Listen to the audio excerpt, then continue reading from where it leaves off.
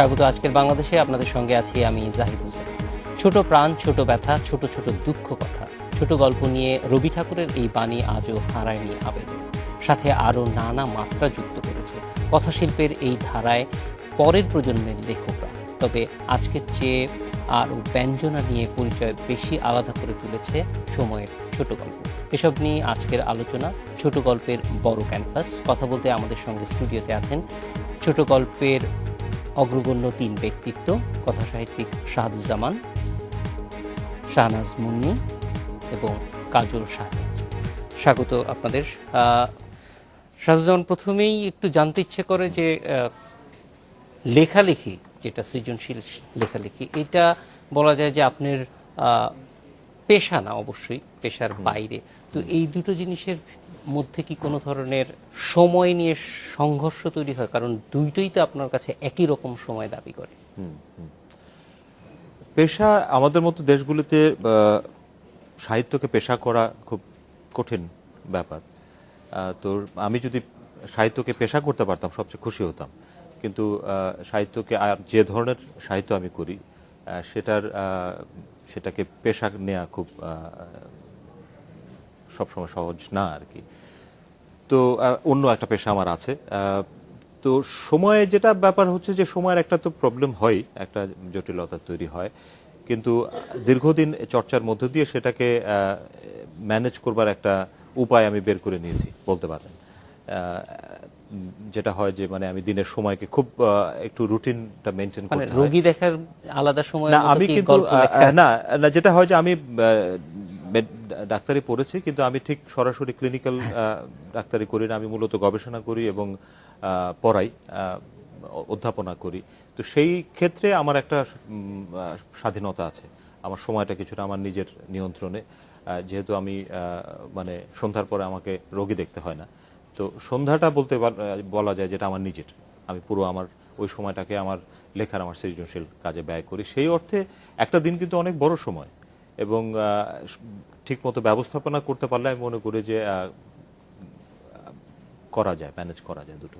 মানে পেশাদার গল্পকার না হয়েও আসলে গল্পের প্রতি যথেষ্ট সময় দেওয়া সম্ভব। হ্যাঁ, আমি তো দীর্ঘদিন লিখছি, অনেকদিন।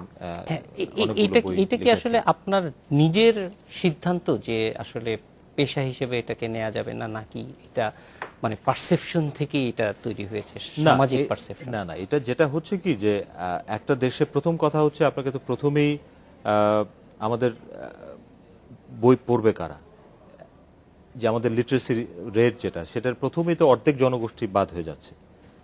তারপরে খুবই একটা সামান্য গোষ্ঠী আছে যারা সাহিত্যের ব্যাপারে আগ্রহী, এবং সেই সাহিত্যের ব্যাপারে যারা আগ্রহী তাদের ভেতরে আরও একটা খুবই সামান্য, আমি যে ধরনের লেখা লিখি, আমার লেখা অনেক নিরীক্ষাধর্মী লেখা।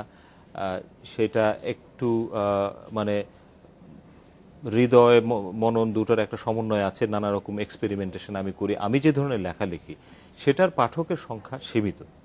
এখন এই পাঠকের উপর ভিত্তি করে সেখানে নিশ্চয়ই আমার যে বইয়ের যে বিক্রি হয় সেটার উপর ভিত্তি করে একটা পেশা রক্ষা করা মুশকিল। এখানেও অনেকে পেশাদারী লেখক আছেন খুবই জনপ্রিয়ভাবে যারা লিখেছেন, তারা অনেকে পেশা হিসাবে নিতে পেরেছেন। আমার লেখা যদি সেরকম ব্যাপক পাঠকের কাছে যেতে পারে নিশ্চয়ই আমি খুশি হব, কিন্তু আমি যে ধরনের লেখা লিখি সেটাতে সেই ব্যাপক পাঠকের কাছে যাওয়ার একটা সীমাবদ্ধতা আছে। আর বাংলাদেশে তো যেটা বললাম যে সাহিত্য পাঠ্যের সংখ্যাও তো, পাঠক গোষ্ঠীও খুব সীমিত, তার মধ্যে এই ধরনের খুব একেবারে বিশেষ সাহিত্য সেটার পাঠক আরও সীমিত। সুতরাং সেখানে পেশা হিসাবে নেয়ার একটা সীমাবদ্ধতা আছে। আচ্ছা, আমি একটু শাহনাজ মুন্নির কাছেও যাব একই প্রশ্ন নিয়ে, যে পেশা হিসেবে ভিন্ন পেশায় থেকে সাহিত্য চর্চা, এটা আলাদা কোনো কি বলা যায় যে মানে সাহিত্য চর্চার ক্ষেত্রে কোনো বাধা তৈরি করে কিনা আপনার? আমার কাছে তো কোনো বাধা তৈরি করেনি। আমি মনে করি যে সাহিত্য চর্চার ব্যাপারটা একান্তই খুব ভেতর থেকে যদি কোনো আগ্রহ না থাকে, খুব ভেতরের যদি কোনো তাড়না না থাকে, তাহলে সাহিত্য চর্চা দীর্ঘ সময় ধরে করা খুব কঠিন। তো যাদের ভেতরে সেই তাড়নাটা আছে তারা অন্য পেশায় থেকেও সাহিত্য চর্চা করে যেতে পারে এবং করছে। কাজল শাহনাজ, আপনিও ভিন্ন পেশায় আছেন, কিন্তু সাহিত্যর ক্ষেত্রে এটাকে আলাদা কোনো ভালো অথবা টোটালি একটা অ্যাবসার্ড ব্যাপার। আমাদের দেশে সাহিত্য পেশা বলে কিছু নাই, এটা টোটালি একটা মানে চ্যারিটি। আমি মনে করি যে আমরা যা করছি, আমরা অন্যান্য পেশায় ভালো আছি বলেই আমরা সাহিত্যে সময় দিতে পারছি। এখানে একটা মানে টোটালি আমাদেরকে অন্যভাবে ভাবতে হবে। আমরা সাহিত্য টোটাল পেশা, ফুল পেশা বলে এখানে কোনো কোনো সম্ভাবনা নেই। আমাদের এখানে কোনো সম্ভাবনা নেই, বরং অন্যান্য পেশায় যদি আমি মানে সেটেল হয়ে যেতে পারি সাহিত্য, কিন্তু আমি বলবো যে সাহিত্য করার জন্য মানে ডেডিকেটেড পেশা সাহিত্যের জন্য এটা সম্ভব না। অন্যান্য কিছু করে এটাকে যদি মানে আমি সাহিত্যে মানে ডাইভার্ট করতে পারি, অন্য পেশার সমস্ত ক্রেডিট আমি যদি সাহিত্যে ডাইভার্ট করতে পারি, তখনই সাহিত্যে কিছু করেছি বলে আমি দাবি করতে পারি।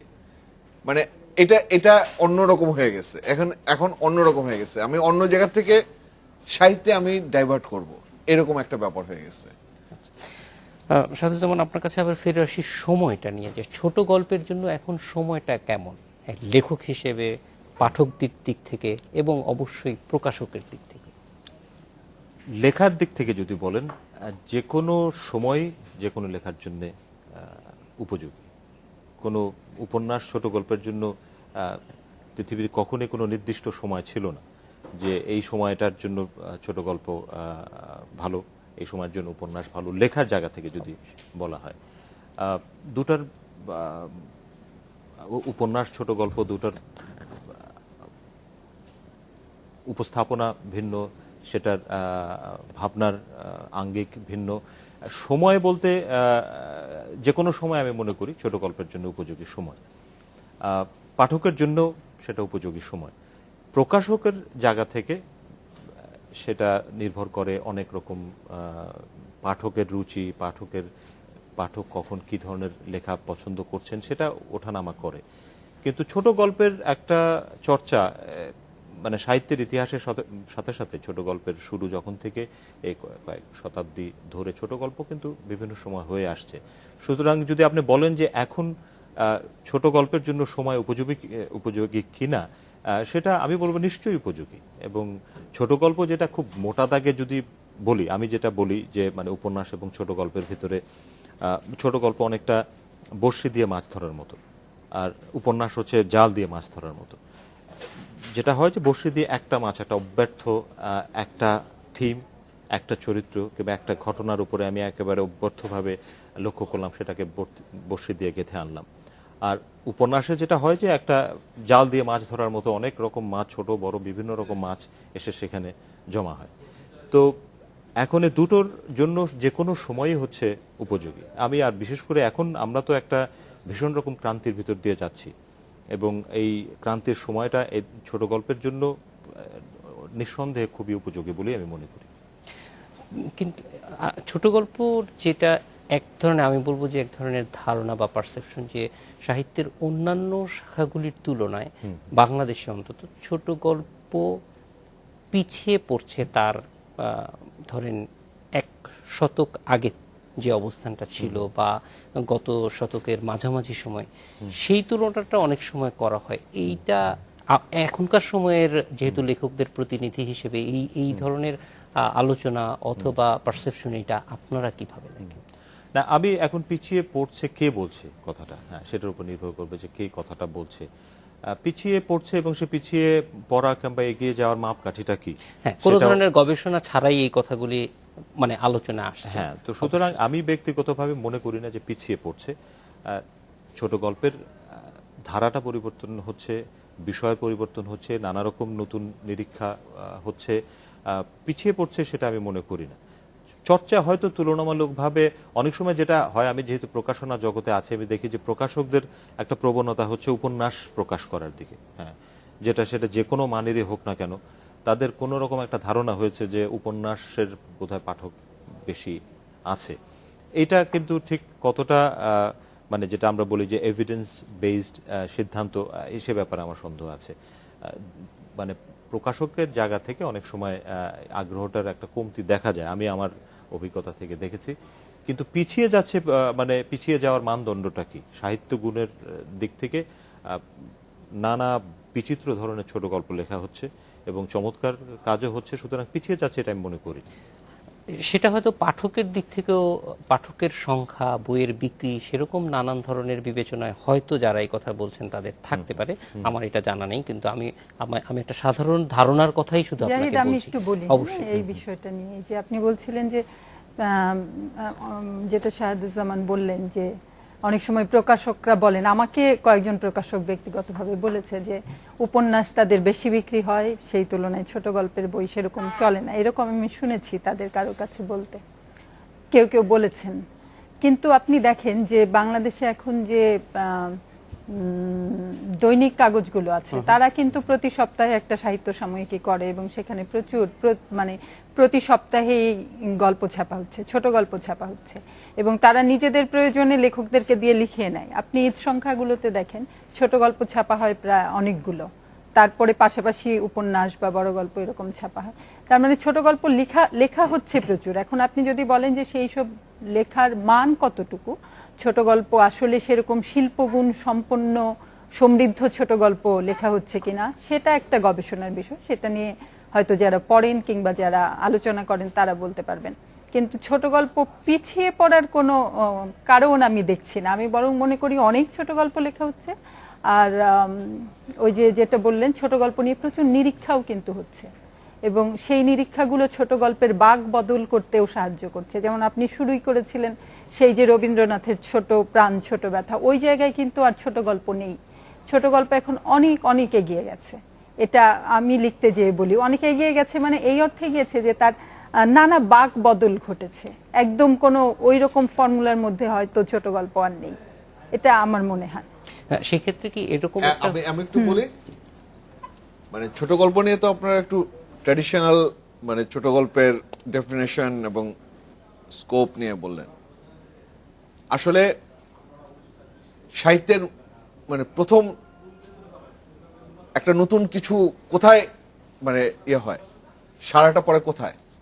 সারাটা পড়ে হলো কবিতায় আর ছোট গল্পে। উপন্যাসে কোনো কিন্তু নতুন কিছু সারা পড়ে না, প্রথম সারা পড়ে হলো গল্পে, ছোট গল্পে। আমরা এটাকে আমরা ছোট গল্প বলছি, কিন্তু মানে গল্পের ভিতরে। এখন আমাদের এখানে আমরা জানি না যে কিভাবে ছোট গল্পগুলি তৈরি হচ্ছে, কিভাবে কোথায় কি হচ্ছে। আমরা গ্রেডিং করছি, নানান ধরনের গ্রেডিং করছি, কিন্তু